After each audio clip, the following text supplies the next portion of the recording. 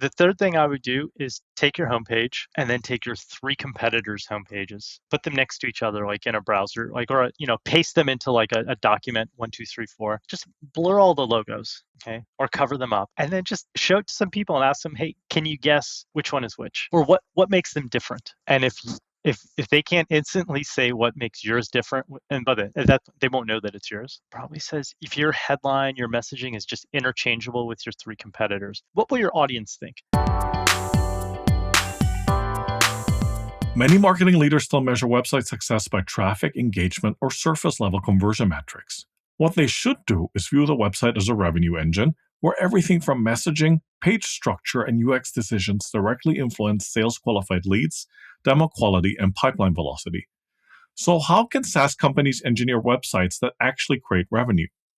Welcome to this episode of the B2B Marketers on a Mission podcast, and I'm your host, Christian Klepp. Today, I'll be talking to Sahil Patel, who will be answering this question.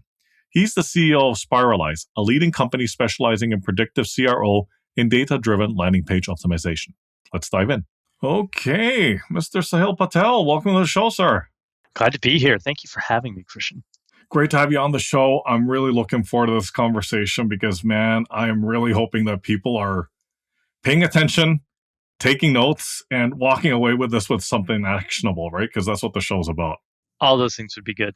All right, man. Let's dive right in. So you're on a mission to deliver predictive CRO and data-driven landing page optimization for SaaS brands. So for this conversation, why don't we focus on the topic of getting high-growth companies to turn their websites into revenue engines and, doing that through messaging alignment, UX, and conversion paths. So jumping straight into the first question, what do you think is the biggest missed opportunity when it comes to websites?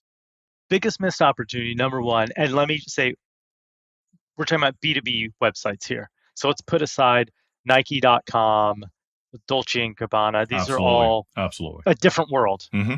And just focus on B2B and really kind of B2B software. Sure. B2B SaaS. The number one missed opportunity is show the product and show it right away. Let's think about this. Yeah. Imagine, Christian, can you think of the last car ad you saw? Yeah. Ford, I think. Yeah.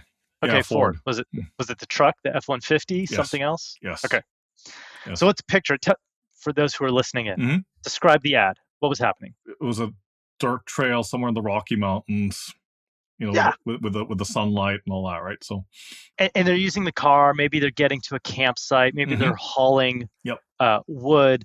Reality is most people are driving their kids to soccer practice in it. But let's put that aside for the moment. Yeah. Now, imagine the same ad and just take like a magic eraser and just erase the truck, the F-150 from the ad. What would you have left? Dirt road. Dirt road. Yep. Okay, maybe the people at the end are sitting around a campfire looking happy. Mm-hmm. No one would run that ad. Nope. And yet, every day, B2B SaaS homepages show stock photos of happy people in a conference room. First of all, what's happening in these conference rooms? I've been in a lot of them. No one is that happy, even me. And nobody's high-fiving each other. No one's high-fiving. Or what is so interesting on their mobile devices, you see them like everyone's looking at it like. I know. Or they're holding a laptop in the worst possible way with one hand and typing with the other. It's like no one showed them like how to do two-handed typing. Yeah, who does just that? my carpal tunnel hurts on their behalf because you could type like this for about 1 minute. Why? Yeah. What our data shows is an A/B test where you test showing the product against stock photos, you get a 19% higher conversion rate on people proceeding to go fill in and submit the highest value conversion, which most B2B companies is a demo request, talk to sales, start a free trial. Those are the top three. There's some other secondary ones, but those are the top three. And the data is so clear cut.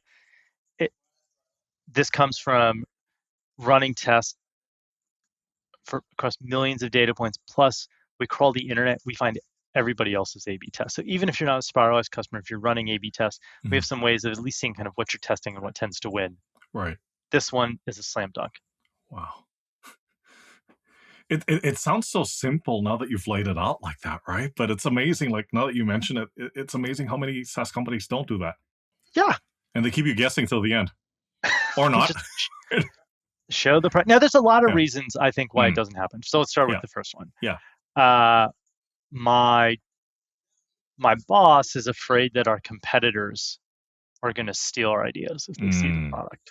Mm. First, let me say they probably already know what your product looks like. It's on Pretty much. YouTube, Yeah. it's on Trustpilot, Yep. it's probably on Reddit. It's out You there. probably have training Well, guides. Okay. Number two, do you really think at your main rival, mhm. they're sitting around waiting like, oh, if we could only see a single screenshot, Of what we their could product steal all looks their like. market. Now we could steal their market share. Yeah. I wish it were that easy. I know, right? I know, right? Okay. Mm. Second one they get is the product doesn't look good. We're due for a refresh. I hate to admit it. We're a little bit behind. In 6 months, it's going to look modern. It's a dashboard, right? It's a dashboard. Yep. Guess what is even less interesting to your audience? Stock photos of people in a conference room Yep. in the power pose. You might even know like where they got it from too. Like, oh, that's from Unsplash, right? Oh yeah. Well, Yeah. and because I see a lot of them, Yeah. I actually have. I can see. I was like, oh, I saw that one the other day, and now I saw that same person. It's amazing. Yeah. Yeah. Absolutely. I hope they're getting some good royalties on that photo. Yeah, for sure. Um, these are real objectives. I'm Mm. delivering it in a funny way. Sure. These are real objectives, and the best way to answer them is say first, do we think our rivals are waiting around for our screenshots? Secondly, they probably already know them. And do we really think we have such little competitive advantage? Our moat is so thin that if they see one screenshot from the product, Absolutely. we're going to lose our shirt. The Absolutely. third, and then the fourth thing is, Mhm. sure, maybe the product doesn't look exactly, we don't have the Ferrari interface that instantly gets oohs and ahs when people look by. But what is the alternative? Show nothing? Show stock photos? Now, I'll tell you the second thing Mhm. is, let's just stay on the homepage for a moment. By the way, I'm staying there because it gets a lot of traffic. Yep. It's like the front door to your business. Mhm. The copywriting is doing all the lifting, Yeah. Maybe. and it maybe, Yeah. and the imaging is poor. And there's a Yeah. really great way to test this. Mhm. Take your homepage. Mhm. I call this the 1 second test. Okay. Right click, and in your Chrome browser, just do Google Translate. Pick a language that none of your colleagues or your friends speak. Could Mhm. be Arabic, could be Urdu. Mhm. Doesn't really matter. Just something that they don't speak or read. Malayalam. Yes. Yes. And then show it to 5 people who don't know you that well, and just ask them to guess, what do you think this company does? If they can't understand the copy, right? Yeah. Mm. Yes. So just from the And the visual. reason, Mm. just from the, and the reason it Mhm. works, and the reason it's an interesting test is that your brain processes images faster than words. So when your audience lands on your homepage, this is subconsciously what they're doing. Their brain is first looking at the imagery and just asking themselves, am I in the right place? You don't need fancy software. You don't need to hire an expensive agency. You don't need to look on Upwork for some UX guru. Mhm. Everyone can do this themselves. And I think the answers will be eye-opening. And if you do it, and if you really want to maybe get some attention, do it with your leadership team. Now, maybe you want to test it ahead of time, make sure they're prepared for it. Yeah. Um, and I think it'll be eye-opening for them. And it just cuts through the noise so quickly. Absolutely, man. Absolutely. That's such a great way to approach this, right? Because I find people tend to overcomplicate it. The third thing I would do Mm. is take your homepage Mhm. and then take your 3 competitors' homepages, put them next to each other, like in a browser, or paste them into like a document, 1, 2, 3, 4. Just blur all the logos, okay, or cover them up, and then just show it to some people and ask them, hey, can you guess which one is which, or what makes them different? And if they can't instantly say what makes yours different, Mhm. and by that they won't know that it's yours. Yeah. Probably says if your headline, your messaging is just interchangeable with your three competitors, what will your audience think? You should assume that they have looked at your competitors either right before they came to your website or they came after. Mm.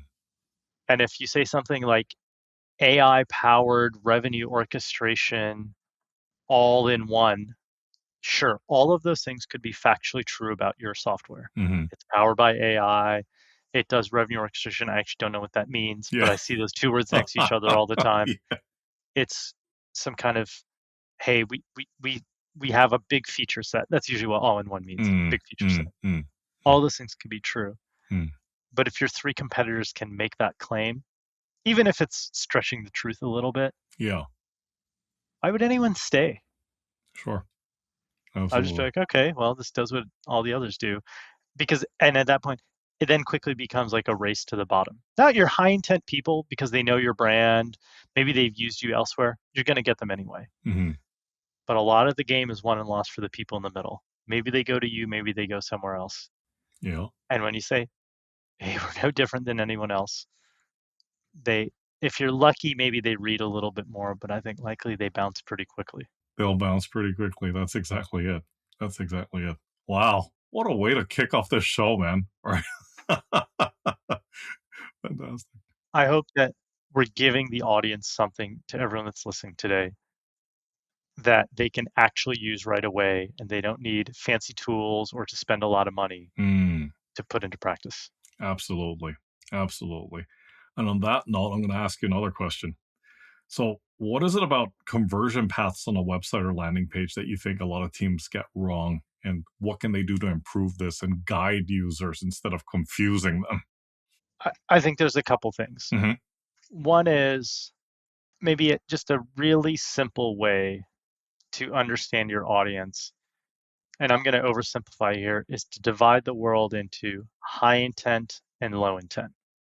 For example, high intent, if someone types in the name of your company and clicks on a link. By the way, I don't think it even matters so much whether it's a paid sponsored link or an organic, but they put in, let's choose a payroll company like Workday, and they say Workday software, and they go to the Workday page.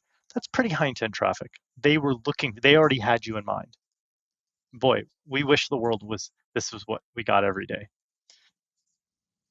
Sadly, it's not. Now let's take someone that says, I'm looking for payroll software. It's lower intent. The third is maybe they saw an ad somewhere. Maybe they were scrolling Instagram, they saw an ad.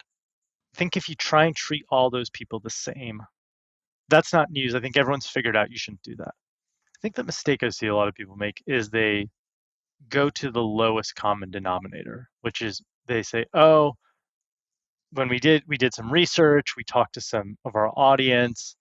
No one likes to be, pitch slapped or hit over the head. We know our low intent audience certainly doesn't want to because they're still researching.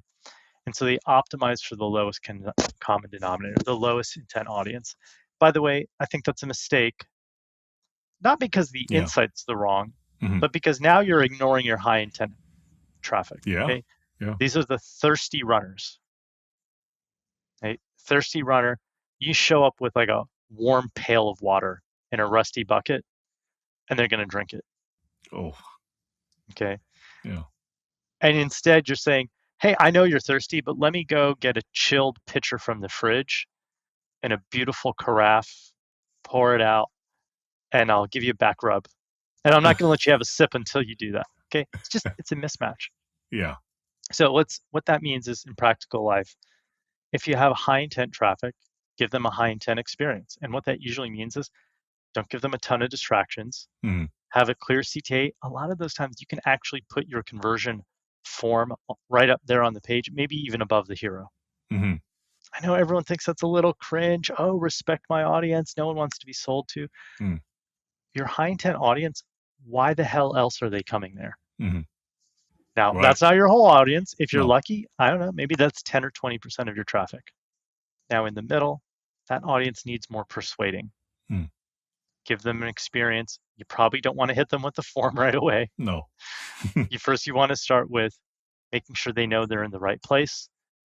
And a really good place to start is lead with a bold claim, a hook, and then before you make any new claims, make the first original claim believable. It's a huge mistake I see. I think everyone has heard the best practice: start with a hook, have a bold claim, get your audience in. Great. But the reason that works, or when it only works when two things are true. The copywriting and imagery that the audience sees immediately adjacent to, either right below or right immediately to the right, because we generally read in an F-shaped pattern, has to make the original claim more believable before it makes any new claims. Number two, it has to be easy to skim. Mm. And I see both of those violated. Great bold hook. Get your new payroll system up in a week. Wow, I would love that. Mm. Then it starts, the subhead tells me how I can pay my employees in their local currency. Mm. Whoa, hang on. That's nice. I'm still not convinced that I could really get a payroll switch out in a week. Make that part believable. And then don't give me a wall of text. Make it easy to skim. Give me some Mm. bullets.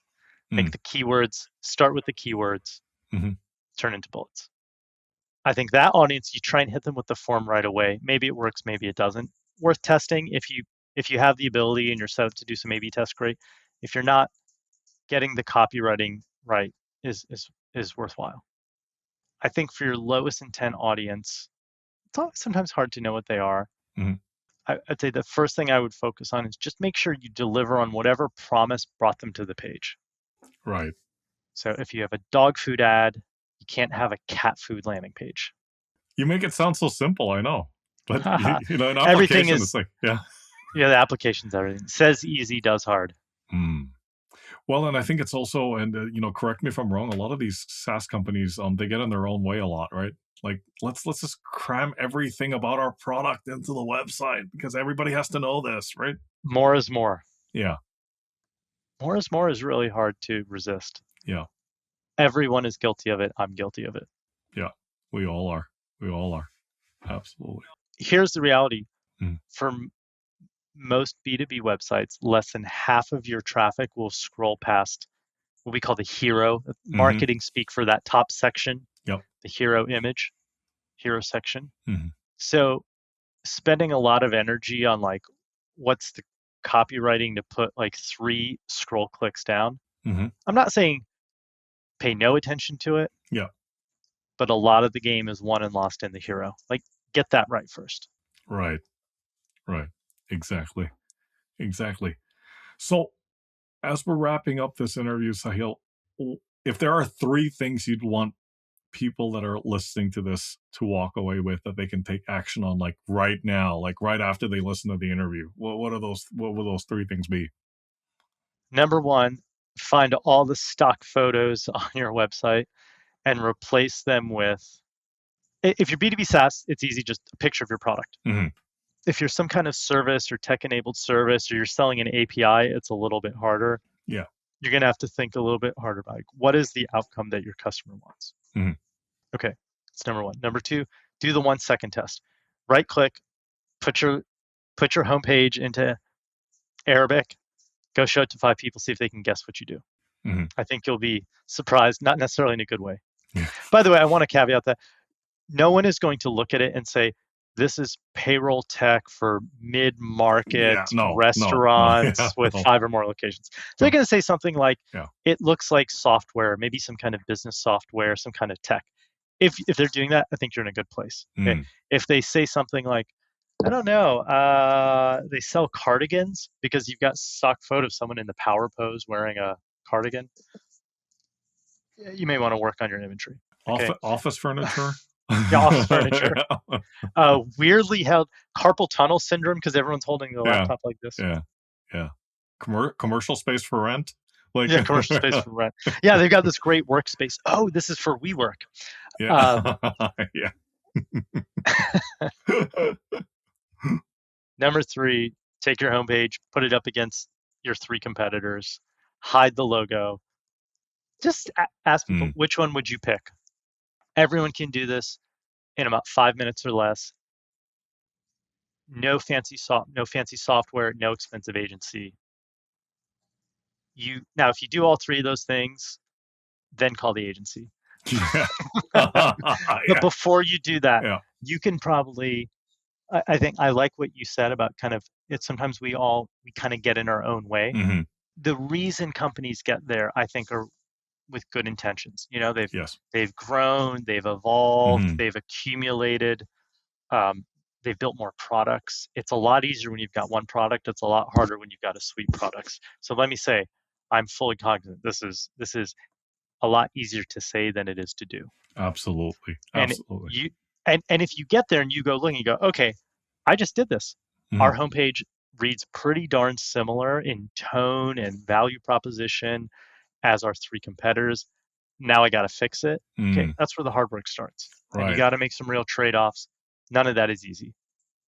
But first, solve for the right problem. Right. So just to quickly recap, so the first one is getting rid of those stock images and where possible, putting pictures of the product.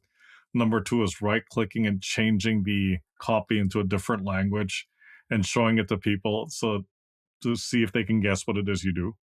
And the third one is getting the competitors and just blurring out those logos and showing everyone and seeing if they can tell which company it is.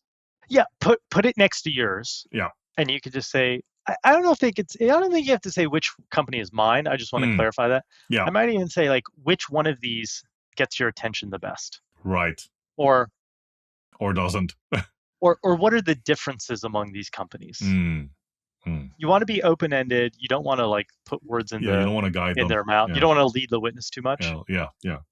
Yeah. And it's just such an easy place to start. There's a lot of low hanging fruit there. Absolutely. Absolutely.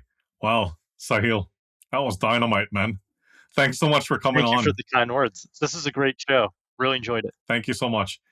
Quick intro yourself and how folks can get in touch with you, especially if they need help with their websites. Yes. So my name is Sahil. I'm the CEO of Spiralize. Check us out at spiralize.com. If you enjoyed these little kind of how-to moments, I post them every morning at 7:30 Eastern on LinkedIn, always in quick little something that you can digest in 60 seconds or less. Yeah, some little nibbles. Huh. Some little nibbles, and if you find that interesting, I also have a game show. It's on YouTube. It's on LinkedIn. Hmm. Me versus the guests come and try and challenge me. We play 7 lightning rounds. Wow. We look at B2B websites. The winner gets $100 for their charity. Wow. Okay. Okay. Fantastic. And we'll be sure to link that in the show notes. That'd be great. Christian, thanks for having me. Thank you so much. Take care and talk soon. Talk soon.